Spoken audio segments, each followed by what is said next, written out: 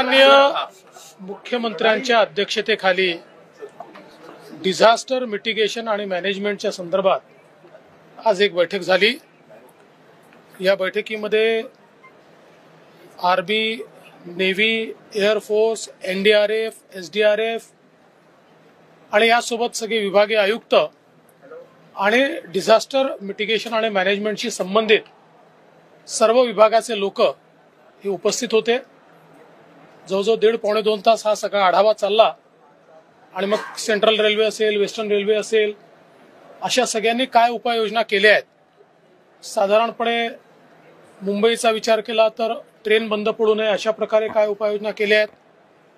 आपल्या कोकणाचा विचार केला तर लँडस्लाइडच्या संदर्भात काही योजना त्या ठिकाणी आयडेंटिफाय करून, कारण आता आपल्याकडे लँडस्लाइडच्या संदर्भातले स्पॉट्स हे जुने होते, जुने आयडेंटिफाईड स्पॉट होते। आता नवीन स्पॉट आयडेंटिफाय केले पाहिजे असं लक्षात आलं, कारण मागच्या काळात ज्या 2-3 ठिकाणी झाल्या लँडस्लाइड्स ते आपल्या यादीतच नव्हते।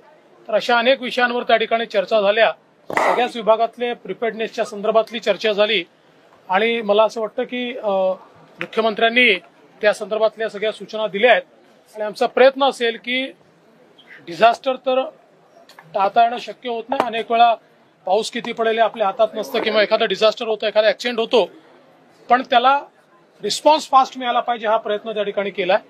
दुसरं असं आहे की मुंबईमध्ये विशेषतः बिल्डिंग्स पडण्याच्या घटना मोठ्या प्रमाणात होतात आणि महापालिका नोटीस देऊन त्यानंतर पुढची कारवाई करत नाही। त्यामुळे आयुक्तांना अशा सूचना देण्यात आल्या आहेत की एकतर जिथे बिल्डिंग पडेल त्या ठिकाणी जर नोटीस दिलेली नसेल तर त्या वॉर्ड ऑफिसरवर कारवाई केली पाहिजे।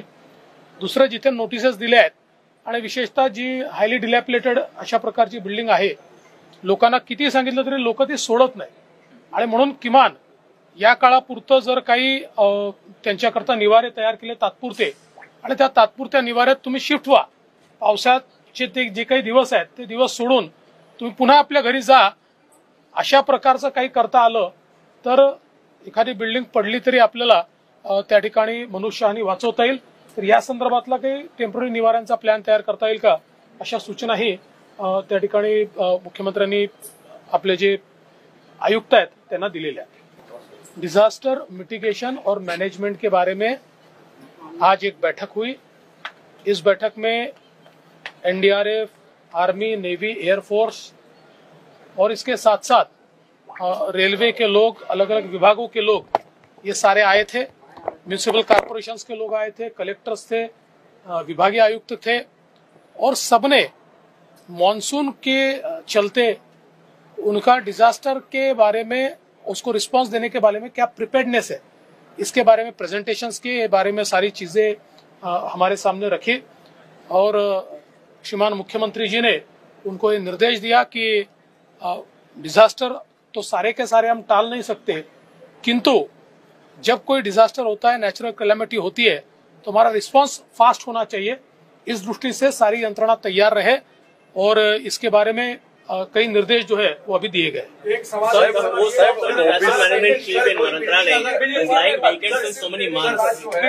अभी एडिशनल चार्ज यहाँ पर एक बहुत सीनियर सेक्रेटरी को दिया हुआ है, लेकिन आपकी बात सही है, उसके ऊपर कार्रवाई होती है। बिल्डिंग गिरने को लेकर क्या कार्रवाई की जाएगी? देखिए, ऐसा है कि एक तो आयुक्त को ये कहा गया है कि आप अपने जो वार्ड ऑफिसर है उनको ये कहिए कि कोई बिल्डिंग गिरती है और उसको अगर आपका डायलैपिलेटेड का नोटिस नहीं है तो सीधे आपके ऊपर कार्रवाई होगी।